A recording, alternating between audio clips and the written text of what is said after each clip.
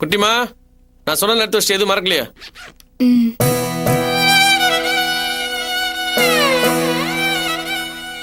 குட்டிமா, ரொம்ப நாள் கழிச்சு ஒரு வேலை கிடைச்சிருக்கு.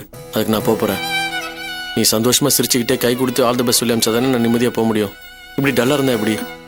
உங்களுக்கு வேலை கிடைச்சது எனக்கு சந்தோஷம்தான். ஆனா பிரிஞ்சிருக்கணும்னு நினைச்சாதான் எனக்கு வருத்தமா இருக்கு.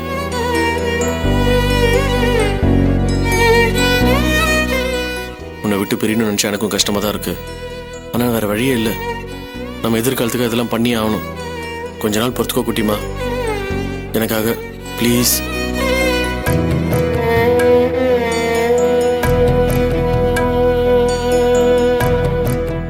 நீ சந்தோஷமா அமுச்சு வச்சாதான் என்னால் நிம்மதியா வேலை பார்க்க முடியும். கிளம்போதே குட்டி மகத்திட்டு இருந்தாலே இப்ப என்ன பண்ணிட்டு இருப்பான்னு எப்போ உன் நினைப்பாவே இருக்கும். அப்புறம் என்னால் நிம்மதியா வேலை பார்க்க முடியாது. எல்லாமே கெட்டு போயிடும்.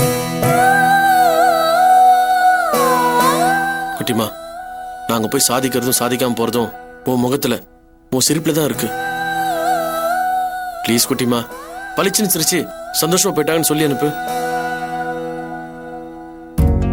சாரிங்க. சந்தோஷமா போயிட்டு வாங்க. உங்களோட பயணம் நல்லபடியா அமைய, வேலை வெற்றிகரமா முடிய என்னோட வாழ்த்துக்கள். Best of luck. God bless you. தங்கள் வாழ்த்துக்களுக்கு மிக்க நன்றி துளசி அவர்களே.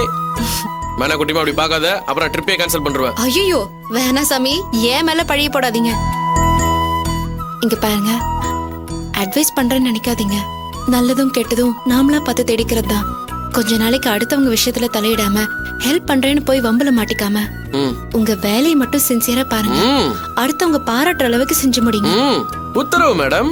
கிண்டல் பண்ணாதீங்க. கிண்டல் இல்ல, சும்மா. வேலை வேலைக்கு மறக்காம சாப்பிடணும், நல்லா தூங்கணும்.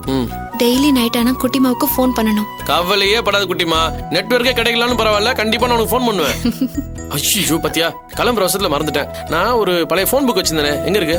அது எதுக்கு? நம்பர் தான் மொபைல்ல இருக்கும்ல. இல்ல குட்டிமா, என் பழைய ஃப்ரெண்ட் ஒருத்தன் பெங்களூர்ல இருக்கான். அவனும் ட்ரேடிங் பிசினஸ் தான் பண்றான். அவன் பிசினஸ்ல பயங்கர ஜித்த. அவனுக்கு கூட சேர்த்துட்டா எனக்கு ரொம்ப ஹெல்ப்ஃபுல்லா இருக்கும். இந்த போன் புக் எங்க வச்சேன்னு தெரியல. இங்கதான் இருக்கும்னு நினைக்கிறேன்.